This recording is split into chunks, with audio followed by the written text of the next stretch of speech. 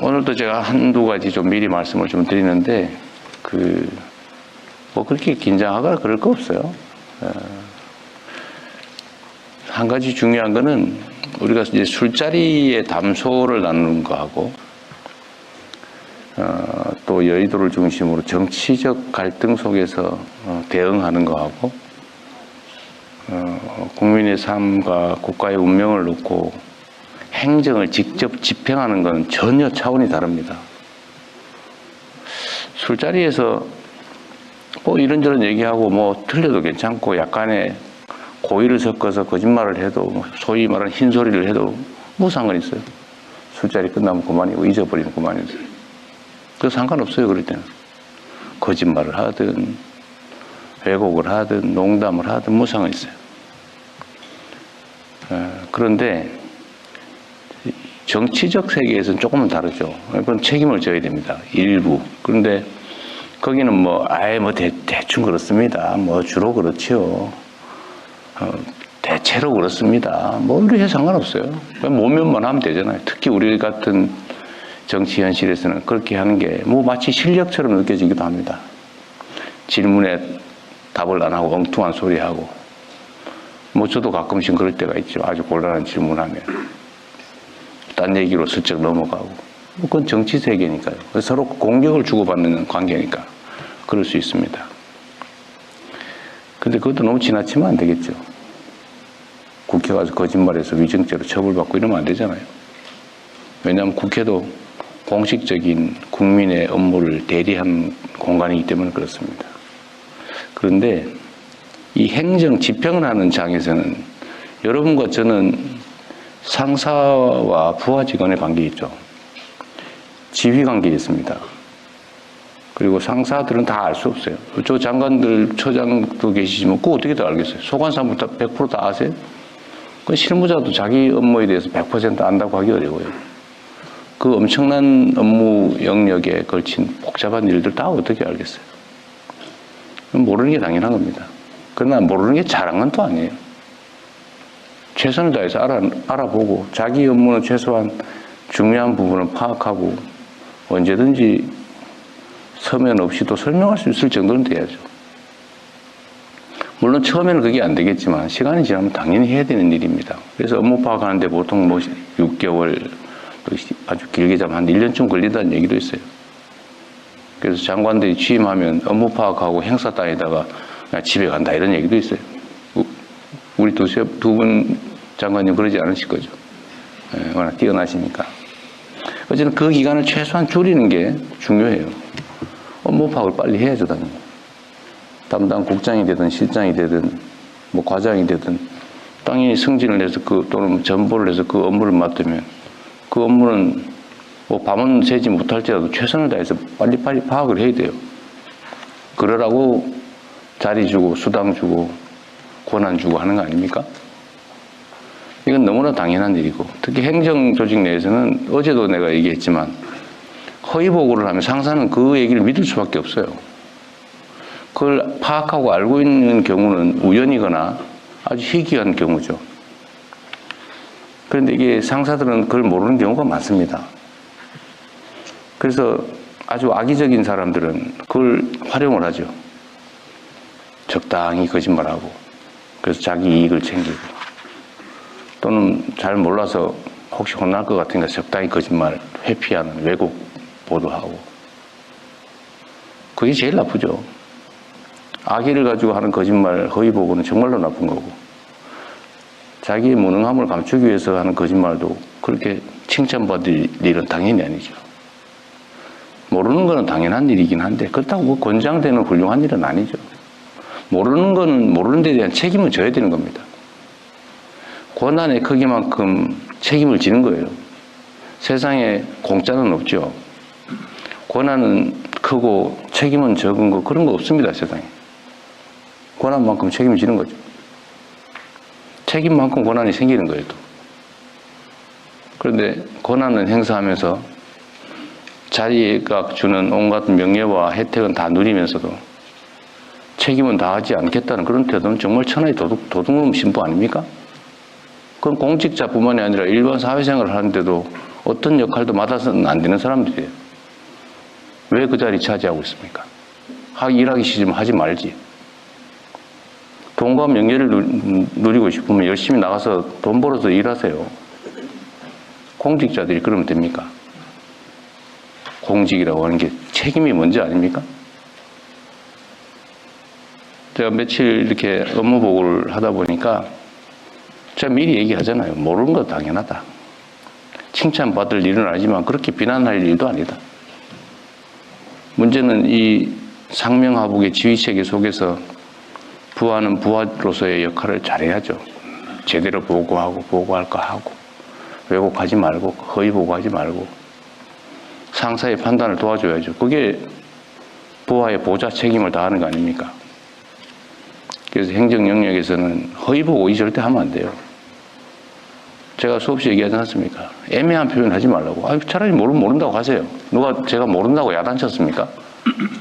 좀 더 공부하고 좀 더 노력해서 보완하면 되죠.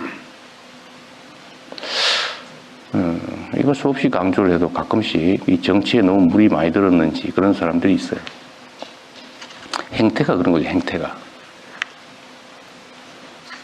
1분 전에 얘기한 거고 1분 후에 얘기한 게 달라요. 그러면 됩니까, 사람이? 그리고 이 자리에서 얘기한 거하고 뒤에가 딴 데 가서 또 딴 얘기해요. 그러면 됩니까? 여긴 정치적 논쟁의 자리가 아니에요. 여기는 행정을 집행하는 지휘체계 속에 있는 사람들 간에 서로 보고하고 보완하는 그런 자리입니다. 여기 정치적 논쟁을 하는 자리예요. 제가 정치적 색깔을 가지고 누구를 비난하거나 누구를 불이익을 줬습니까? 유능하면 어느 쪽에서 왔든 상관없이 쓰잖아요.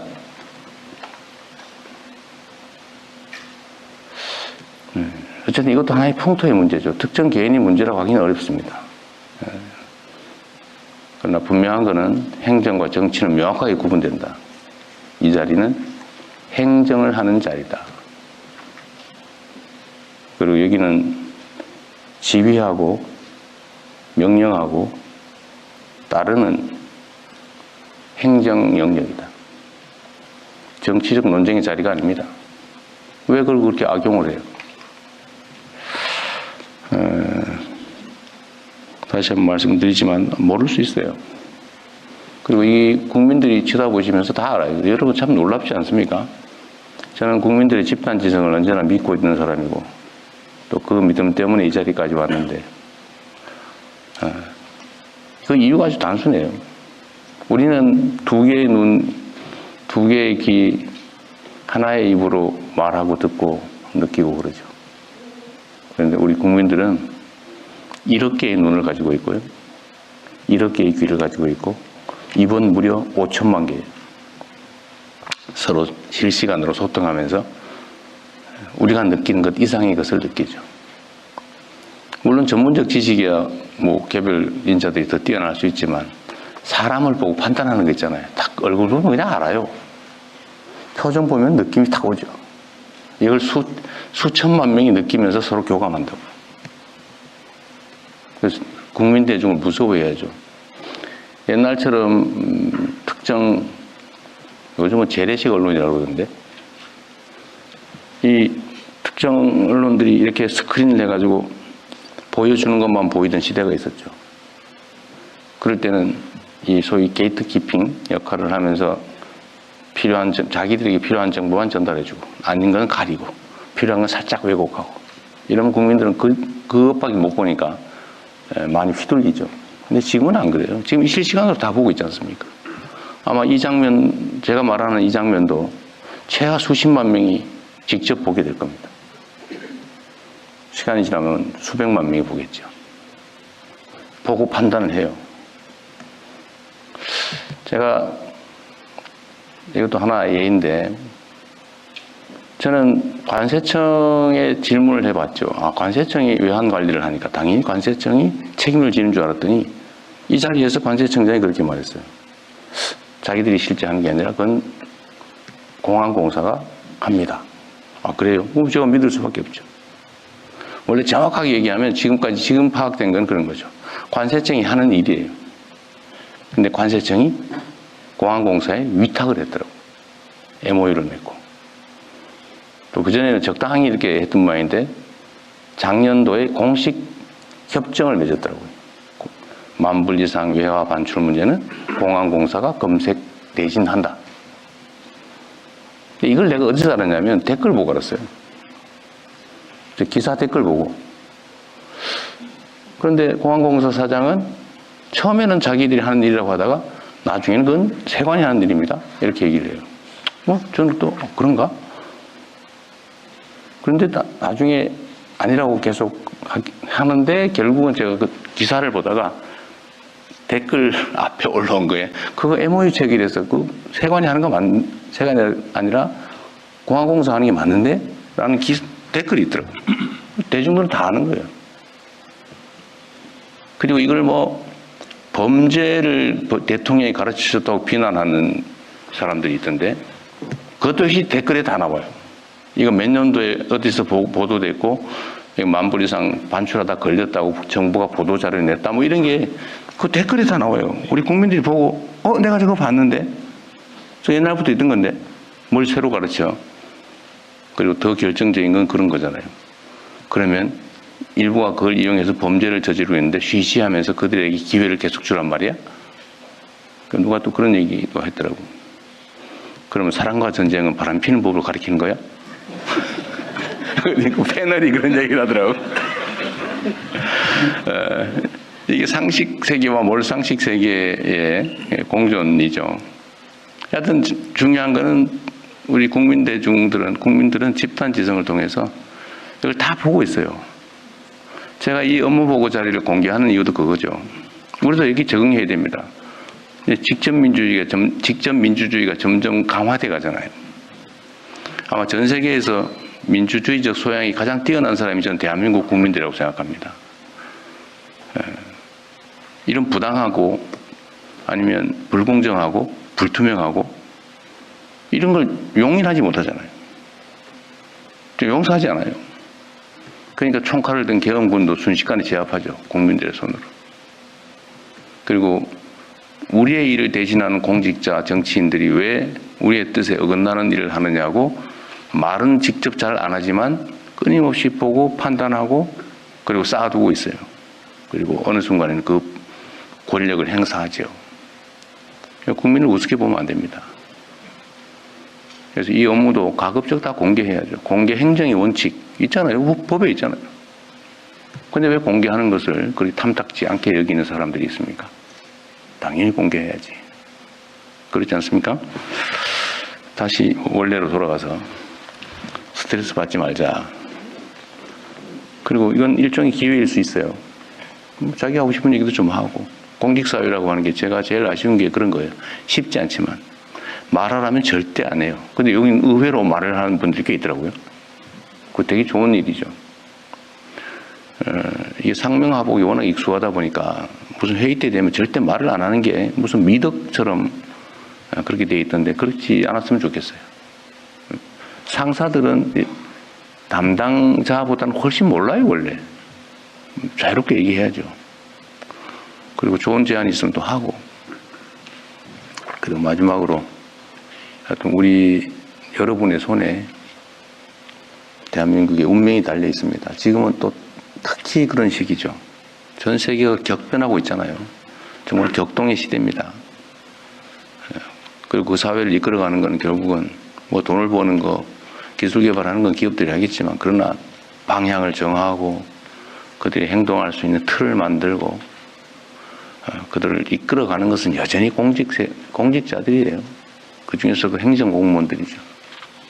그리고 국민의 권력이 대통령만 가지고 있는 건 아니죠. 대통령의 권력은 대개 다 위임돼 있어요. 제가 직접 하는 게 뭐 있습니까? 다 여러분을 통해서. 또 여러분도 마찬가지예요. 직접 합니까? 일부는 하겠죠. 그러나 대부분은 또 과장들한테 또 위임돼 있죠. 과장들은 또 실무자들에게. 온 공무원 100만 명 이상이 국민의 일을 대신하고 있는 거예요. 그리고 거기에 국가의 운명이 달려있다. 여러분들이 얼마나 귀한 존재인지를 스스로 자각할 뿐만 아니라 자긍심을 느끼십시오. 여러분은 거의 어떻게 보면 신의 역할을 하는 사람이기도 해요. 여러분이 어떻게 하냐에 따라서 누군가 죽고 누군가 삽니다. 죽을 사람이 살 수가 있죠. 자살자가 15,000명, 산업재해 사망자가 1,000몇백 명. 이거 10%만 줄여도 어쨌든 이런저런 노력들을 통해서 10%만 줄여도 최소한 수천 명이 죽지 않고 살아고 새로운 생명을 얻지 않습니까? 그게 여러분이 하는 일이에요. 여러분 손에. 지금 이 순간에도 누군가 죽어가고 있겠죠. 누군가는 죽을까 고민하고 있겠죠. 그런 문제를 우리가 해결하는 사람들입니다. 그리고 그게 선이나 아니면 그냥 인심 쓰는 게 아니고 의무죠, 의무. 너무 무거운 얘기를 한 것 같은데, 자, 한 2시간 했지만 즐거운 마음으로 한번 해봅시다. 네, 고맙습니다.